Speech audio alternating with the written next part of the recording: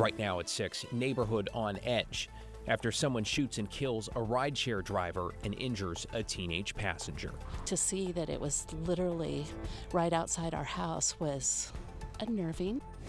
Then a break in the case of a group of young people in Salem caught on camera abusing a cat. Plus, Portland's new superintendent says she plans to take on the district's big challenges by starting small. We know that we need to build trust.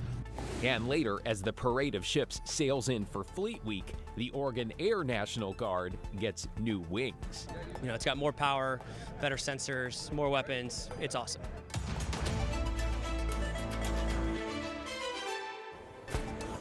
Thanks for joining us. I'm David Molko. We begin at 6 with one man dead and a teenager in the hospital after an overnight shooting in southeast Portland. The victim, authorities say, was a rideshare driver, while the shooting survivor was his passenger.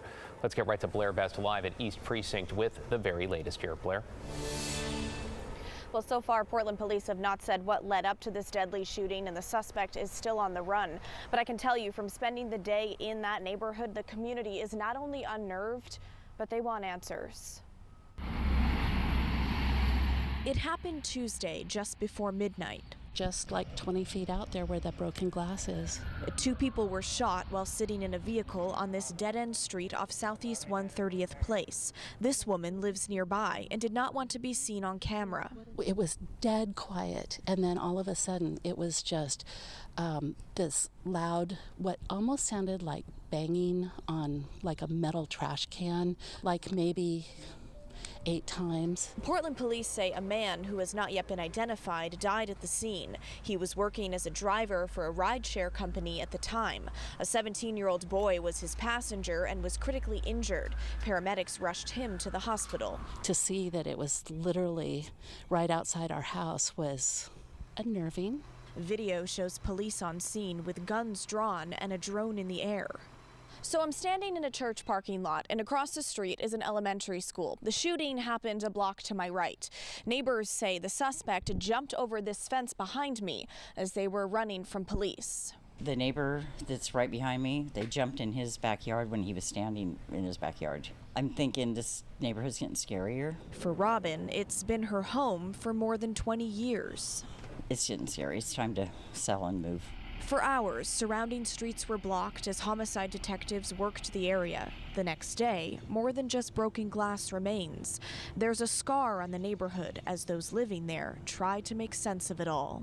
It would have been the last place in the world that I would have ever thought that there'd be any kind of anything. It just doesn't feel like anything is worth someone's life. All right, so again, Portland police have not caught the suspect, and the 17-year-old is still in the hospital. Now, anyone with information is asked to call Portland police. David? Yeah, lots of questions there. Blair Best in southeast Portland. Thank you, Blair. In your headlines, the man charged with murdering 3 women around the Portland metro area is now in the Multnomah County Jail. Jesse Calhoun was transferred from the Snake River Correctional Center in eastern Oregon to Portland this afternoon. He's charged with the murders of Joanna Speaks, Charity Perry, and Bridget Webster. Their bodies were found in wooded or secluded areas between February and May of last year. Police and prosecutors will not say how they linked Calhoun to the crimes or how he knew the women. He's due to be arraigned tomorrow at 9 in the morning. A man who shot and killed a teen in the St. John's neighborhood nearly 3 years ago was found guilty today of manslaughter. This is video from June of 2021. According to court documents that started with an online argument between the suspect and victim and their girlfriends. Jazion Props then shot Alexander Martinson in the head. Martinson died later in the hospital.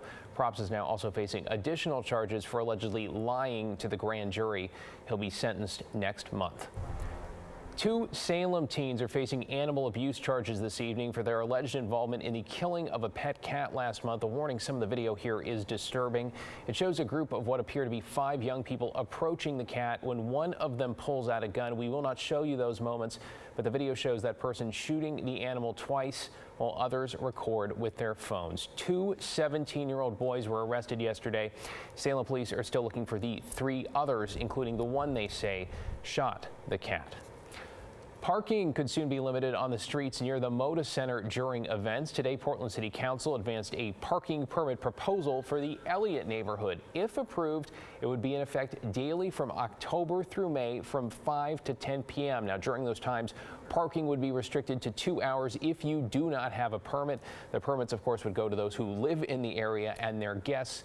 Council is expected to take a final vote on this next Wednesday. And concerns over dangerous shellfish toxins on the Oregon coast have now spread north. Washington's Department of Health has closed the entire Pacific coast of the Evergreen State to all recreational shellfish harvesting as a precaution. They say the risk is especially high in Grays Harbor, in Willapa Bay, in southwest Washington. Willapa Bay is also closed to all commercial shellfish harvesting. This is all due to unsafe levels of paralytic shellfish poisoning, the same biotoxin that sickened at least 20 people in Oregon. So far, no illnesses have been reported in Washington. Matt? Thanks, David. We're live looking down on the Willamette River from our Wells Fargo Skycam. You're looking at a spray bow. That's right, a rainbow caused by the spray from the fireboat as it's spinning around there on the Willamette River as the ships are coming into port for Rose Festival. Kind of fun to see that. Spray bow. Not seen one of those before, at least I can remember. 75 degrees in Portland right now, and you know what? The weather going ahead for the week for Grand Floral Parade, all of Rose Festival, just looks amazing. We hit 75 today, a little bit above average for this time of the year. We're going to be a bit above average the next couple of days as things begin to warm up. Lead 90s down in Medford already. Warmer weather will be creeping north across western Oregon over the next couple of days. So on the satellite imagery, really there's not a lot going on here. We had some low clouds up the Columbia River briefly. That was it. Otherwise, a clear sky. So since we're talking about 90 degrees, I thought we'd do a little bit of 90s by the numbers. So far, we've actually had 2 90-degree days this year. They were back in May 10th and 11th. Our warmest day of the year so far was 91. What about 80-degree days? Really not that many. There's only been 6, and they were all in the month of May, including those 2 90-degree days. Now, the average date for our first 90-degree day is still out in the distance. It's June 18th, but we've already done that over a month early. And although we've got 90 in the forecast for Friday, it's just one day and it's just barely 90. So all in all, not too hot going forward. For the Grand Floral Parade, going to be great, sunny, warm. Parade time temperatures about 68, 73 by noon as the festivities begin to wind down, David. Yeah, a couple words for that. Pretty much perfect. Thank you, Matt. Now at 6, we're hearing from an Oregon mother searching for answers after her son was killed by a hit-and-run driver in Hillsborough. Christopher Aguilera was killed May 16th at Southeast TV Highway and Cypress. Police are now looking for the driver of a dark-colored pickup truck. Aguilera's family tells us he was a veteran who served in Afghanistan, and his mother says she finds it particularly difficult to understand why someone would leave him lying in the street to die. I just am really sad. Like I said, I close my eyes and I keep seeing an accident happen that I was not here for him. You know what I mean? And police are working on getting more surveillance video that could lead to a suspect. Anyone with information is asked to contact Hillsborough Police. In Gresham, police have now found 2 missing siblings. 10-year-old Alex Lewis and 12-year-old Alyssa Lewis disappeared from home after they returned from school a week ago Tuesday. Today, authorities say they located both safe and unharmed. Well, Oregon's largest school district has officially welcomed its new superintendent. Thomas Schultz joins us now. Thomas, in the end, a nationwide search led to somebody very close to home. Yeah, David, really close to home. And it took 6 months before Portland Public Schools named Dr. Kimberly Armstrong its superintendent. She joins Oregon's biggest district from the Evergreen School District just across the Columbia. And currently, Portland Public is tasked with solving big issues. Though Wednesday morning, Armstrong started small. Minutes after Portland Public School board members named Dr. Kimberly Armstrong superintendent, their new leader got to work. Good morning. Meeting the youngest members of her district. What's your name? The first step in a homecoming for Armstrong, who was PPS's chief academic officer a couple years ago, and whose son graduated from Portland Public last year. My home is here. Now she's tasked to lead a district which has struggled. One goal, to raise math and reading scores district-wide, especially for Black and Native students. And a key step? Rebuilding trust between administration and teachers. What do we want? Safe schools! who went on strike for close to a month last semester. We know that we need to build trust. The fastest way to do that is not just through my words and through relationships, but it's about the action. In a statement, the teachers union says they're excited to work with Armstrong. They say previous work with her was collaborative and respectful. And for Armstrong, while she's walking the halls, learning the inner workings of Portland schools, And the first thing is visiting students. she's looking outward, too, toward the state for more funding. We need to be able to make sure that the funds properly address our needs in the classroom. And while big plans start soon for the district of almost 45,000 students, she spent Wednesday learning from kids You guys recognize. and teachers. Yeah, nice to meet you. Thank you. One by one. Oh, thank you. What a great start. And those big ideas will begin to be implemented July 1st.